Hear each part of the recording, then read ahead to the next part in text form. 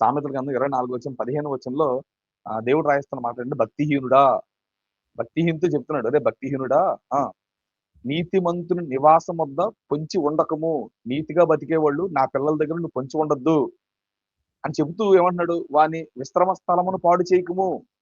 అంటే నీతిమంతులను పాడు చేయొద్దు, నీతిమంతులను పాడు చేయొద్దు అంటే పాపం చేయించొద్దు, పాపంలో పడేయొద్దు, దానికోసం మాట్లాడట్లేదు.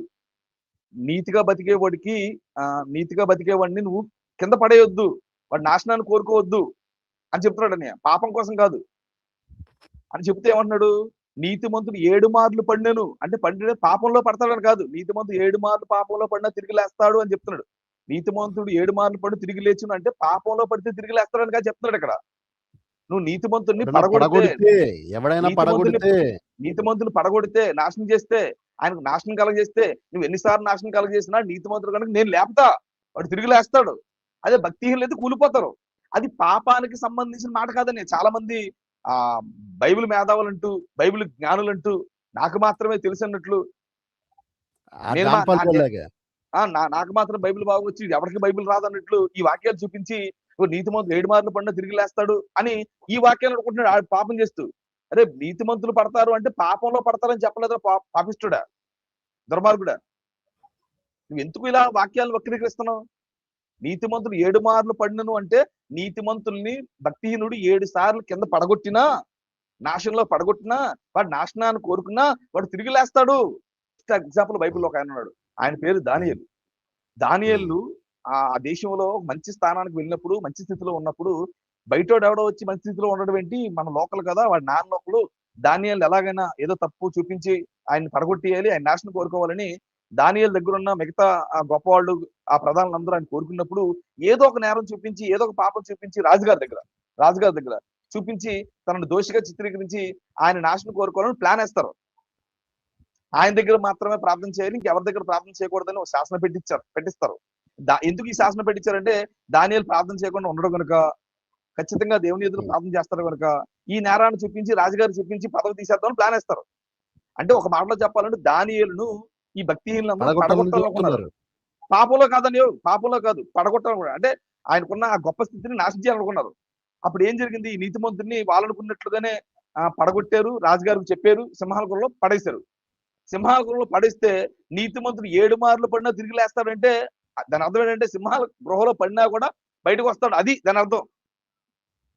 దానియేలు జీవితంలో ఆ వాక్యం, దానియేలు జీవితంలో దానియేలు సింహాల గుహలో పడినా తిరిగి లేచాడు అంటే వాళ్ళ పడగొట్టాలనే దేవుడు నిలబెట్టాడు. ఇది అల్టిమేట్ గా అందరూ సింహాల గుహలో ఆ మాట దానియేలు కోసమని చెప్పడానికి కాదు, దానియేలు కోసమని చెప్పట్లేదు. నేను ఆ మాట దానియేలు కోసం చెప్పట్లేదు కానీ, అంటే నీతిమంతుని మనం పడగొట్టినా తిరిగి లేస్తాడు అనడానికి. దానియేలు అనే నీతిమంతుని వారు పడగొట్టారు, కానీ ఆయన ఏ తప్పు చేయలేదు కనుక ఆయన తిరిగి అక్కడ ఆ ప్రాంతం నుంచి దేవుడు అతగాన్ని కాపాడాడు. దేవుడే కాపాడతాడని, అల్టిమేట్ గా నీతిమంతులు కూడా దేవుడే కాపాడతాడు. అంటే అక్కడ పాపానికి సంబంధించిన విషయం కాదు అని చెప్పడం నా ఉద్దేశం. 7 మార్లు పడినాను తిరిగి లేస్తాడు అంటే పాపం చేస్తే పడతాడు కాదు, పాపం చేసి దేవుడు తొక్కేస్తాడు అయ్యా. ఇది వివరణ. ఇది పాపం చేసిన దేవుడు లేపుతాడు, పాపం చేస్తే దేవుడు లేపుతాడు. అప్పుడు దేవుడు పాపాన్ని ప్రేరేపించాడు అవుతాడు. అంతేగా, మొదటిసారి పాపం చేసావు, క్షమాపణ అడిగావు, మళ్ళీ చేసి మళ్ళీ చేస్తానంటే తొక్కేస్తాడు. ఎన్నిసార్లు గద్దించడం వెనకపోతే ఏం చేస్తాడు, తొక్కేస్తాడు, లేపుతాడా? కనుక బైబిల్ వచనాలు ఏ వచనం దేనికి రాయబడిందని దాని మీద కొంచెం దృష్టి పెట్టండి క్రైస్తవ సమాజమా.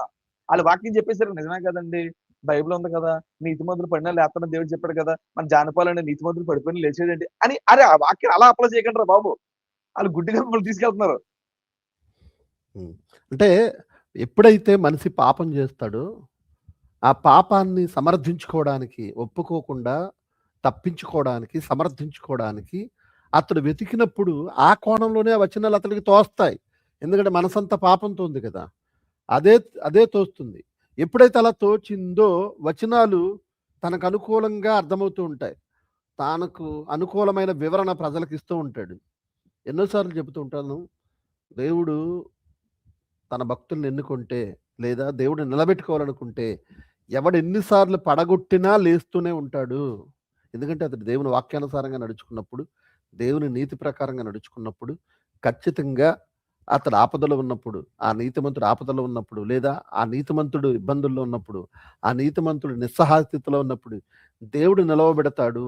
పాపంలో పడిపోయినప్పుడు కాదు అన్నది జాన్ పాల్ లాంటి తోడేలుకి, ఇంకా అతన్ని అనుసరిస్తున్న వాళ్ళకి కూడా అర్థం కావాలి ఈ సంగతి. ఇది వాక్యానుసారమైన వివరణ.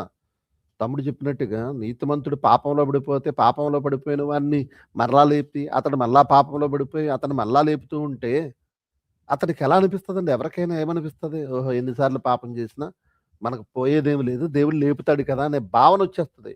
పాపం చేయడానికి అనుకూలమైన వాతావరణాన్ని ఏర్పాటు చేసుకుంటాడు. పాపం చేయడానికి తెగిస్తాడు. పాపం చేయడానికి భయపడ్డు. ఇలాంటి పరిస్థితులుంటాయి. అందుకే ఏ వచనమైనా సరే మనం చదివినప్పుడు ఆ సందర్భం ఎందుకు చెప్పబడింది? ఆ దాని పైన క్రింద విషయాలేంటి? దేవుని ఉద్దేశ్యం ఏంటి? దేవునికి ఏది నచ్చదు? నచ్చని విషయాన్ని దేవుడు ఈ వచనంలో ఎందుకు పొందుపరుస్తాడు? ఇలా ఆలోచించాలి. ఇంత జ్ఞానం ఎక్కడేడిచింది?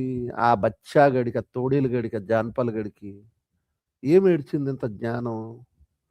వాడు తననుకున్నదే నూతిలో కప్పలాగా, పాలు తాగుతున్న పిల్లిలాగా, తనకు మాత్రమే తెలుసనుకునే భ్రమలో తాను చెప్పకూడని ఎన్నో వాక్యవిరుద్ధమైన బోధలు సమాజానికి చేసి అంటాడు, 100 బైబిల్ కాలేజీలకి సమానం నేను అంటున్నాడు మళ్ళీ.